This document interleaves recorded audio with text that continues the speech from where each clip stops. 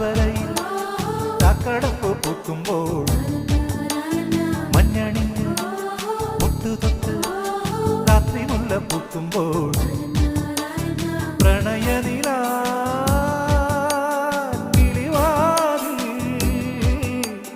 പ്രണയനില കിളിവാതിൽ മാറി തുറന്നതാരാണ്? ഒരു നൂറിത്തം കാതിൽ ചൊന്നതാരാണ്?